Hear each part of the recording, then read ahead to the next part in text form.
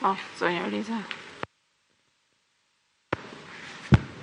I ndërruar zoti Xhuli, meqense pyetja lidhet organikisht në një farë mënyrë me një nga pyetjet pararendse të zonjës Mandro,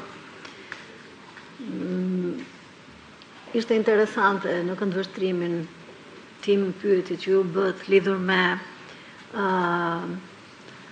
çfarë mendimi kishte kandidati në lidhje me dy paraardhësit.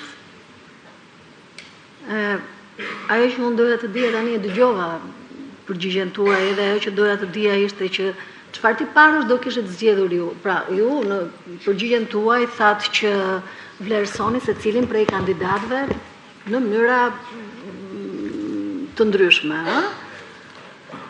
Çfarë tiparësh do kishit zgjedhur për secilin prej tyre që ti zhvillonit më tej ose ti kishit nëse do ishit drejtuesi SPAK-ut? Besoj se keni fjalën për tiparet e paraqitjes jashtme.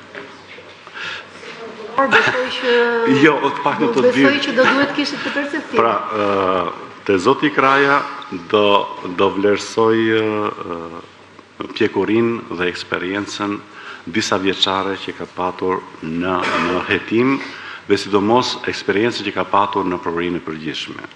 Te zoti Dumani do vlerësoj përkushtimin dhe rolin e tij luftarak në hetim, që nuk tërhiqet përballë asnjë lloj presioni.